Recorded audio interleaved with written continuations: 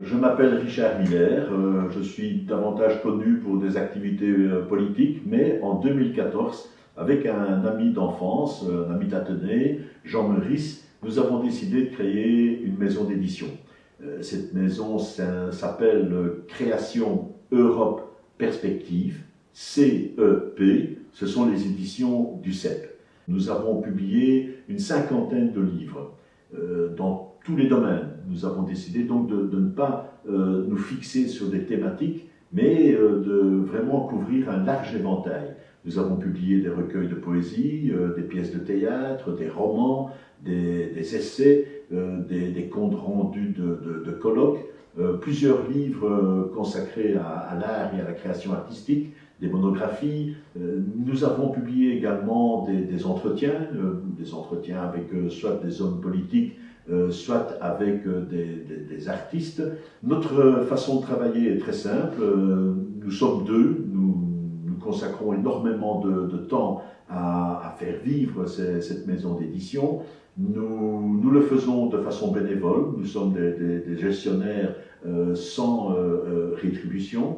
Ça a son importance, pourquoi? Parce que notre principe, c'est que l'argent qui rentre, grâce à la vente des livres, est chaque fois réinjecté dans la publication de nouveaux ouvrages. Il y a quelque temps, avec d'autres amis, Eric Clemens et Michel Goethe, nous avons lancé une revue qui s'intitule Eulenspiegel. Le 3e numéro vient de sortir.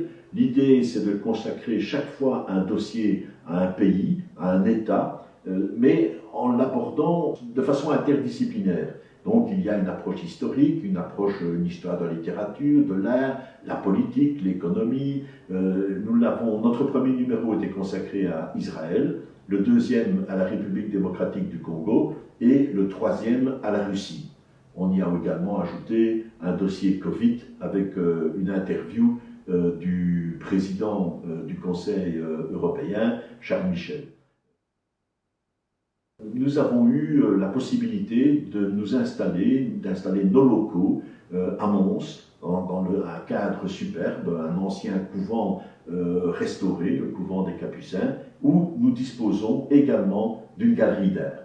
Et donc on essaie de travailler en synergie, une exposition, mettre en avant un artiste, des artistes de la région. On essaie toujours de mettre en avant des jeunes artistes.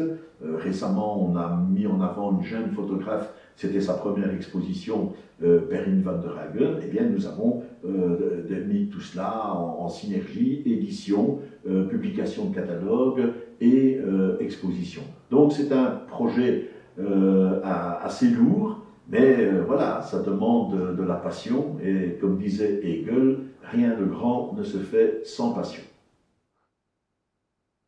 J'ai aimé chacun des livres que nous avons publiés, mais il y en a un qui me tient particulièrement à cœur parce que c'était une découverte.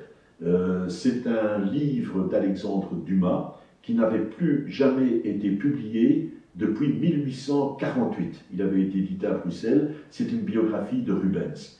Et un de nos auteurs, Jean-François Villot, a montré que c'est dans cette biographie de Rubens que Dumas a eu l'idée des Trois Mousquetaires. Donc voilà, ça c'est une belle aventure éditoriale. Nous travaillons sur plusieurs plans en même temps, mais c'est chaque fois une aventure extraordinaire.